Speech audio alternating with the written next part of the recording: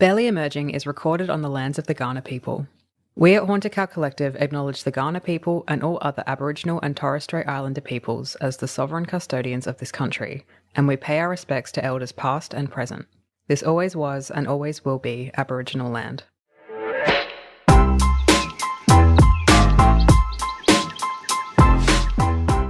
You've ruined our vacation.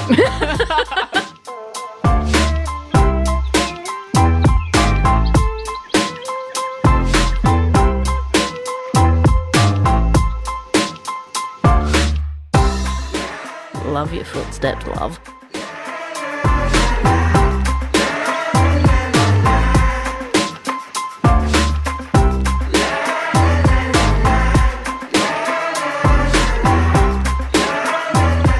Hey guys, I hope you're hungry. We are serving up another batch of 2-minute Googles for you this week. And this week we have performance art, particularly how far is too far with performance art, because there is some absolutely cooked ones out there. Oh my gosh. 1970s looking at you. 70s, yeah. That was just a weird time. Weird for and performance wild art. time. Mm-hmm. So a lot of the performance art that we looked at for this one was erring on the abject. Yeah. You know, there's a lot of shit being smeared. There's a lot of weird stuff. But I have honed in on 1972's Seedbed by, and I'm going to butcher this, I'm terribly sorry, Vinny, but Vito Acconci. As soon as I read more than a line into this work, I was just like, I'm going to call you fucking Vincent. I don't give a fuck about you. Yeah. But I don't know if I'm missing the point of the artwork or not. That's why we're saying how far is too far, but I don't think I'm missing the point. So if you haven't heard of this work before, it is my absolute privilege to be able to introduce you to this one. And maybe before we go into this episode, trigger warning for the whole episode. There's some gross shit happening here. Yeah, let's do a trigger warning. We're going to be talking about like masturbation and like, you know, maybe some sexual predatoriness, violence, body harm, that kind of stuff. Yeah. So if that's not for you, if that's not your bag, we have other episodes that you can listen to. Yeah. If this ain't it. So back to Seedbed. This. Sorry. So 1972, January, the stage. The stage is set. So this was a performance piece done first in January of 1972 in the Sonnabend Gallery in Soho, New York. The gallery was completely empty except for a low wooden ramp. Hidden below the ramp out of sight, the artist, Vito Acconci, was masturbating. And even cooler than that, he was hooked up to the sound system. So he was basing his fantasies on his movements of the visitors above him, and he narrated these aloud. So his voice projecting through the speakers into the gallery, he was saying shit like, "You're on my left. You're moving away, but I'm pushing my body against you into the corner. You're bending your head down over me. I'm pressing my eyes into your hair." So he was essentially blind masturbating to people in the gallery, and he was letting them know he was thinking of them as they were moving around. That's just... So it was called a seminal work that transformed the physical space of the gallery with minimal intervention to create this intimate connection between artist and audience, even as they remained invisible to one another. But I would argue that that intimate connection wasn't really consensual, and it's kind of gross. Yeah, no, like putting such a fluff word like intimate connection, or fluff words, intimate connection, where, yeah, it's intimate, but it ain't. It's not a connection I want. Yeah. Like, I don't want to walk into a gallery and then have some guy underneath the ramp that I'm walking over going, love your footsteps, love. Oh, they Louboutin high heels. Let me rub against them. No. All right, so we're going to have to bleep out rub against. That's disgusting. Just in this context. Look, I've only done a super perfunctory Google of this. Because it's really hard to go deep into it. It is. I mean, the whole premise of these episodes is we do a quick 2-minute Google. As soon as I found this one, I was just like, it's called Seedbed. I'm already disgusted. He's under a floorboard masturbating while he is like hooked up to a mic so people can hear him. I'm like, all right, I got all I need to know. I am fucking done here. I were to go into that gallery, it would be super comedic because I would walk in and walk straight the fuck out again. Just doing the full Grandpa Simpson. But it's just like, I really do wonder if they had signs and shit up in like the gallery, just being like, this is what this performance is. This is what you're getting yourself into. Because I think if they did have things up like that, it would kind of interrupt the whole narrative of the work. And I'm not sure people would be, like, it would have the same, I guess, gross out impact that he was perhaps going for. Yeah. But if they didn't, can you imagine just being a family on holiday and just taking your kid into that gallery? Like, you've ruined our vacation.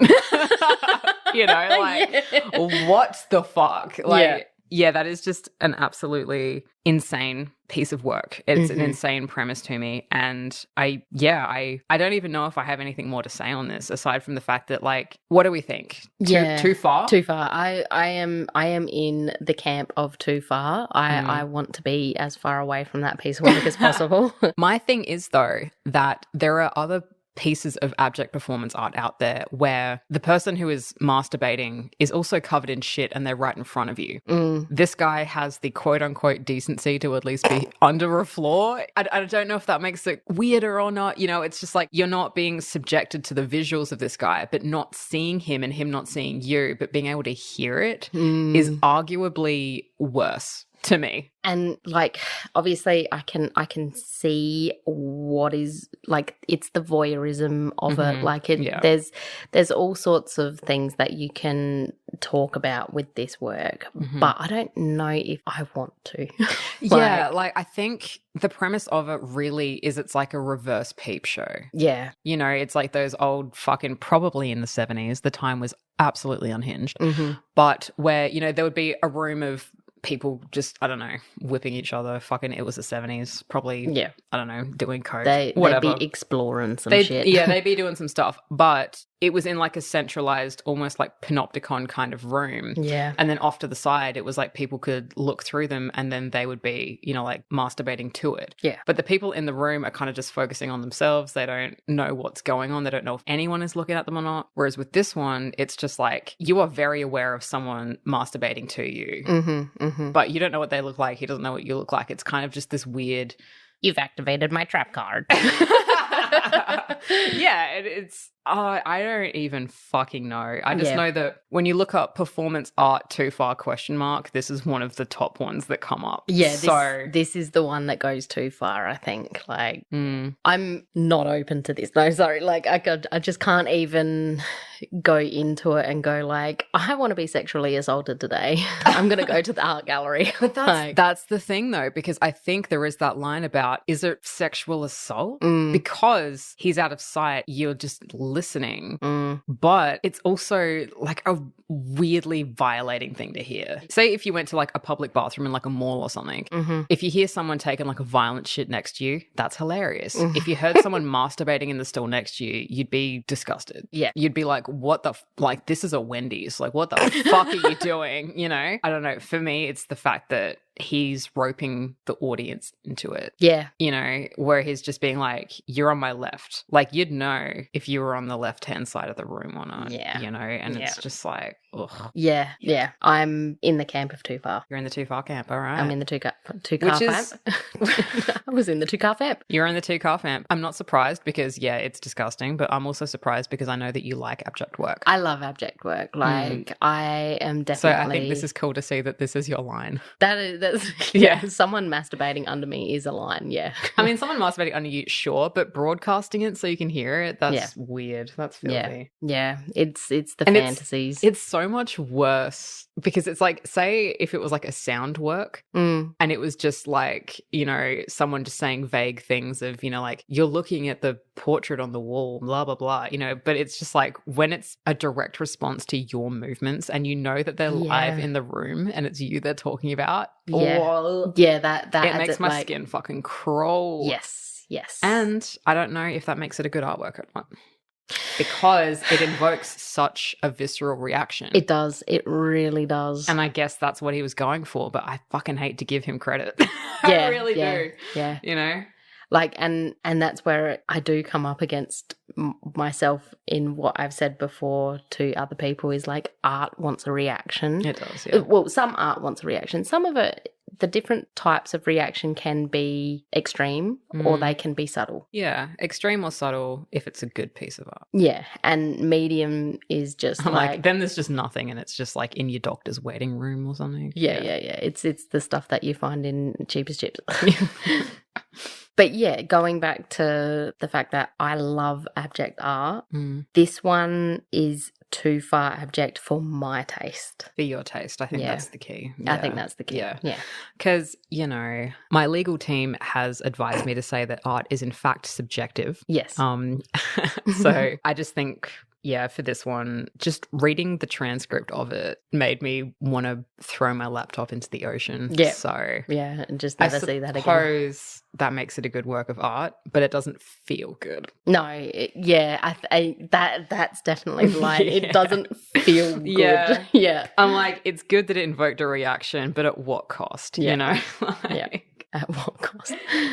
So that's a good segue into, I don't know if it was a good segue. I just said it was a good segue. No, look, if you say at what cost, that is a pretty good segue into what you looked up. When we're talking about performance art and if it has gone too far, we have to mention the queen of it. Marina Abramovic. So in Rhythm Zero, Marina stood in the gallery space and with a table with a white cloth with objects of pain and pleasure. Not pleasure in a sexual way, just pleasure like a feather. And then there was a gun, there were knives, there were razor blades and all that sort of stuff.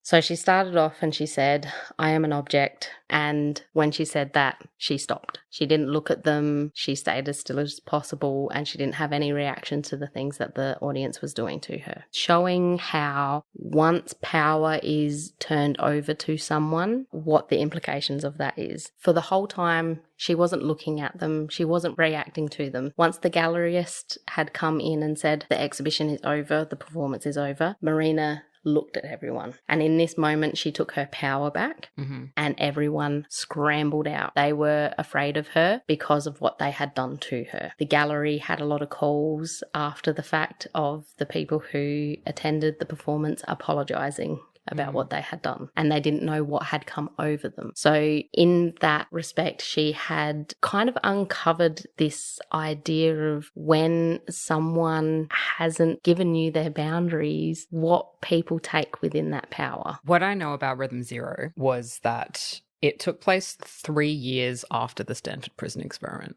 Yeah. So the Stanford Prison Experiment had a very similar underpinning where if you relinquish total control from one group and give all the control to another group, people go feral. Yep. People, they go from, zero to torturous very quickly. And I remember reading about this one because I think there was 72 different objects that were on that table. Yes. Yeah. And she had, I don't know if it was on the wall or if she stated, but she was just like, I accept all responsibility between, for the duration of this performance. Yep. It was a note on the table, I think. Yep. Yeah. So it was I accept all responsibility. And it's they started really gentle, giving her a rose or a kiss, because there was things like honey and bread and grapes. People could have fed her, they could have done anything. Yep. But it's they very quickly, turn to the mean shit. Yeah, someone would turn her around or thrust her arms in the air. By hour 3, all of her clothes were cut off. An hour later, people were cutting her skin with them. Someone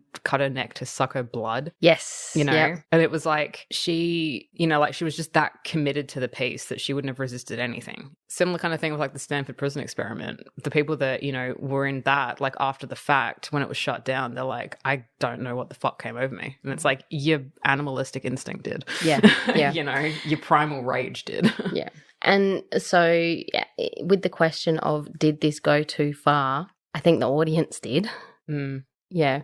I think if she had actually been murdered, then yes. Yeah. I think the fact that she didn't, but she put those objects on the table and knew full well that it was a possibility, I don't think it did go too far. Yep. Because I think her point of the work was to see how far people would go, and she saw it. Yeah. And I think sometimes that instinct in some people is stronger. Yep. Yeah, for sure.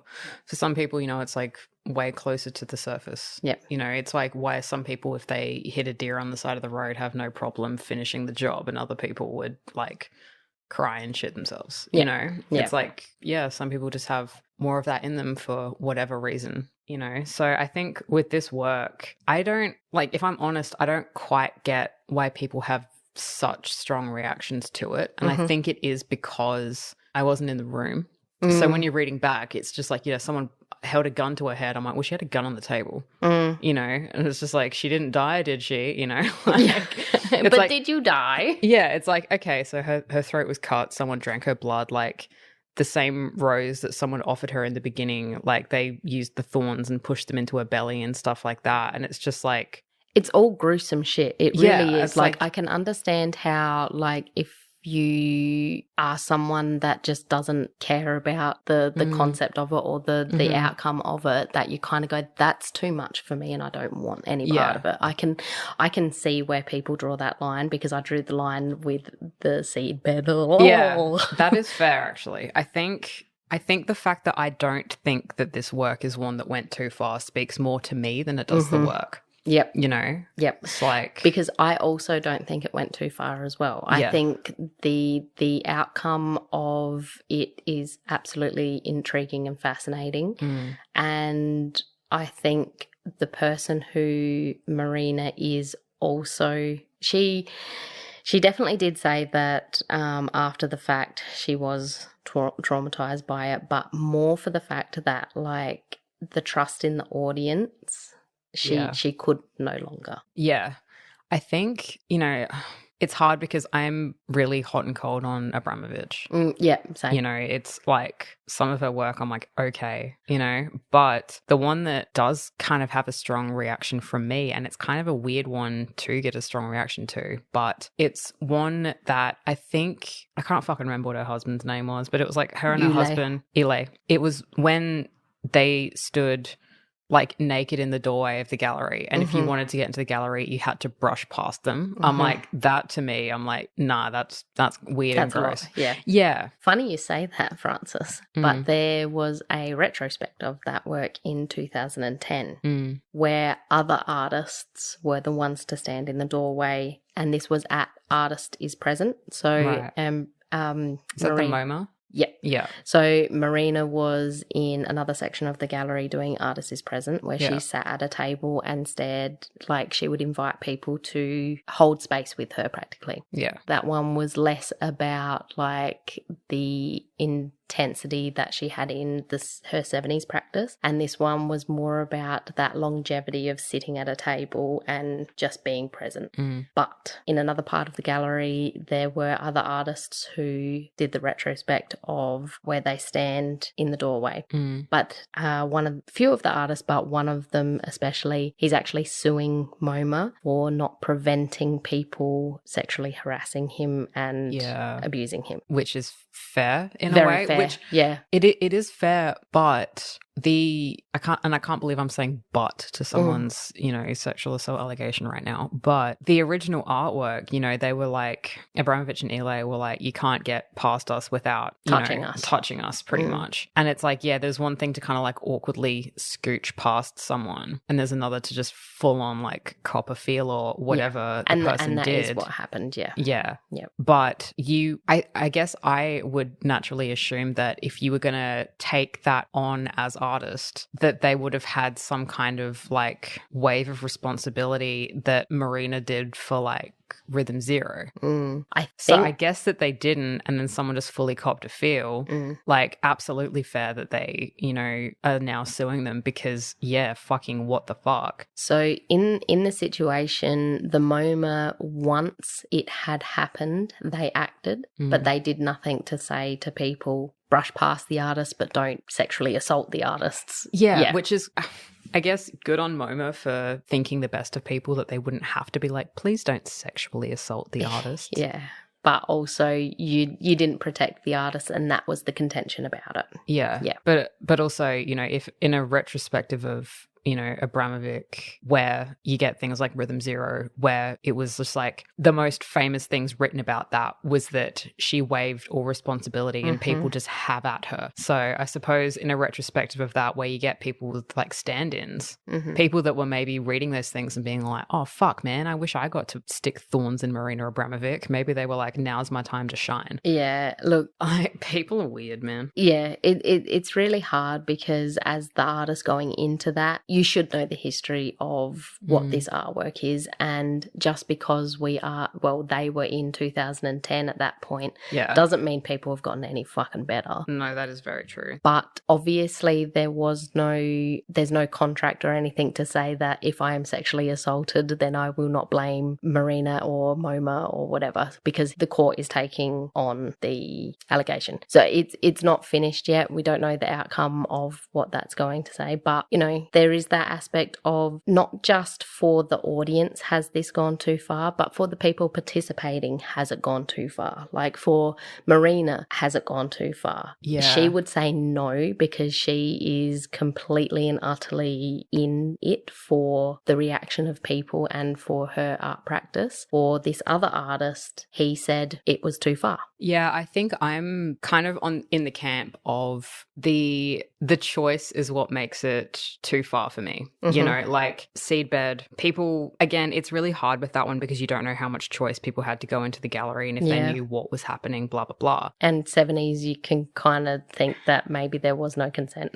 Yeah, exactly. In the 70s, they're probably like, come in and see this landscape show. And it's just some guy having like a wank below the floorboards. Yeah.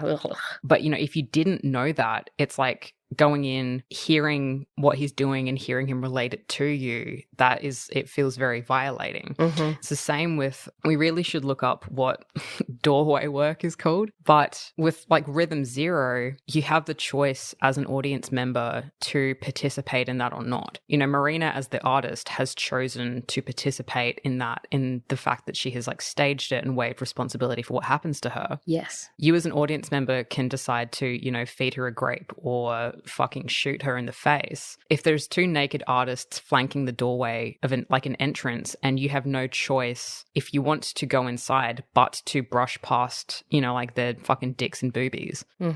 That is where I'm kind of just like, I would simply not enter. Go in. Yeah, I would simply not go in, or I would fucking speed run past them.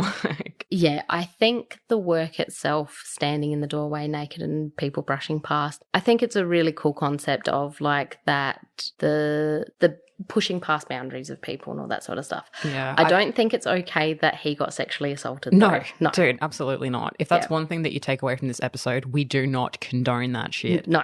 Yeah, because wasn't it meant to be like old temples and galleries and stuff would have like carvings of deities and stuff? I'm unsure. I didn't look too far into this work because I was looking at Rhythm Zero, but yes, I would say so. I haven't looked at that one either. I just remember reading something along those lines, or maybe they were like, the person that was writing about it was using that as like a frame of reference, and it was meant to be, like if you are coming into an artist's exhibition, you are like entering their space on like a personal level, or maybe it was something to do with that. But I just remember seeing a naked ass dick in a doorway and being like, no, thank you. I'm good for that. That's fun. Yeah. And you get that choice whether you walk in or not. Yeah. So, and that's the difference between Seedbed and even the name. I know, it really rankles me. If that is what you're going for, then you succeeded. But fuck you. Yeah, it's horrible. I hate that you succeeded in that. I hate that. Hate it so much. So yeah, and as you said before, so like Marina can be problematic in the sense that I think the artists in the retrospect there was this idea of tougher out. And I don't think you can tell someone who is being very vulnerable in that space to tough it out. Yeah. I think Marina can do that all she likes. But for other people, because Marina actually has an institute now. Yeah. A performance institute where she teaches all of her things. So I'm really on Marina. Her work, I think it's one of those things like Picasso or Dali is like her work is really influential and really exciting and important and all that sort of stuff. But I don't know if I really like her.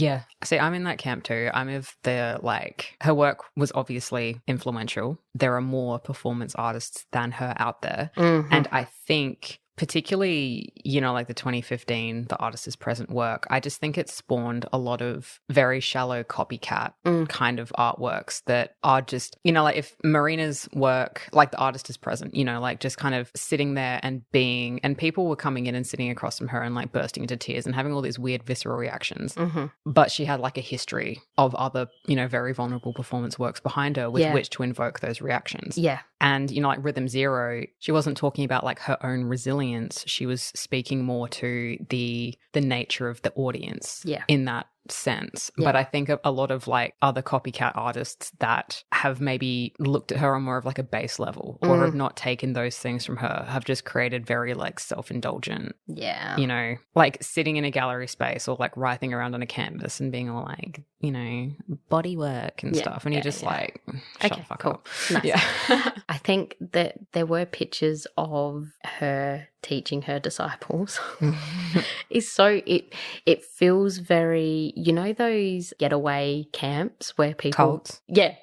I was getting that. Yeah. I'm like, call it what it is, Queen. Where people drink the blue lemonade. Yeah. But yeah, it was I didn't like the feeling that I got from it. It's like commoditizing what she was doing. Yeah. And I think what she was doing was really like ephemeral stuff, but now she's commoditizing it. So like, and I don't want to say like, hey artists, don't sell out, because fuck, we got to live, we got to eat and all that sort of stuff. But the feeling of her just redoing things and making other people redo them in a different way, it just feels different to me. Like it doesn't feel like this great work of art. It feels like people wanting to piggyback on her great work of art. Yeah.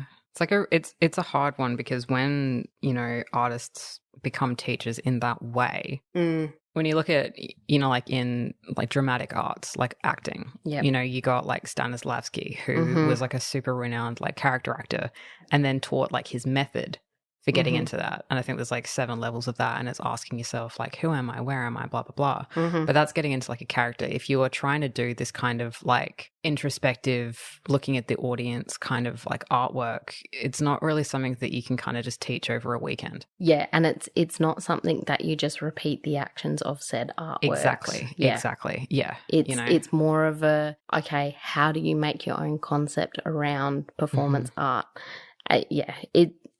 It's something that is really hard to, it's a blurry line, but I think she's stepped over that line, and that's what makes me have a bit of an ick about her. Yeah. If I went to like a retrospective of her work or anything like that, it would just be to say I'd gone. Yeah. It wouldn't be for any like, I need to go see this in person. I don't fangirl over her at all. Yeah. Exactly. Yeah. So we've gone through 2 artworks, well, 2 artists today, I will say, because we went through a couple of different artworks, a couple of different artworks. One where too far. Absolutely too far. Unequivocally too far. And one that's on the line, and we can see why it's too far for people, but also that, you know. I think the descriptor of too far is more subjective in that sense. Yeah, I think so too. Yeah. But yeah, highly recommend that you look up, maybe not Seedbed, that one can just go and die somewhere. Yeah, but you don't have to look at that one. Yeah, I mean, look up Abramovic by all means if, you know, any of this is like interesting. Even like watch like recordings of the original works. I'm sure that they're like out there. But yeah, I think really just use these as stepping off stones for like other performance art, because there are some fucking wild ones out there. Honestly, if you type in 1970s performance art, you're like, going to get a do shit it show. in like an incognito tab, because that shit is cooked. You'll get a shit show. Literally. Yeah. Oh my God. Yeah. So thanks for listening today. We hope you are now full of your 2-minute Googles. As per usual, everything that we've talked about today will be on our Instagram and in links underneath this episode. Goodbye. Goodbye.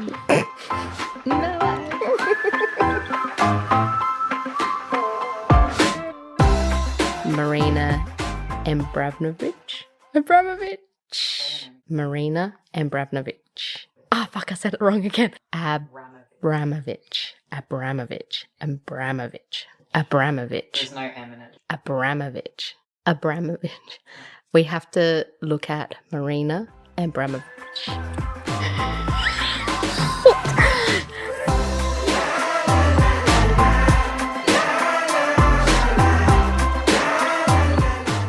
You have been listening to Barely Emerging, a podcast made by Haunted Cow Collective. You can find us at our website, hauntedcow.com.au, or our Instagram at Barely Emerging, and our Instagram and YouTube at Haunted Cow Collective. This podcast is made by emerging creatives for emerging creatives, and together we are Barely Emerging.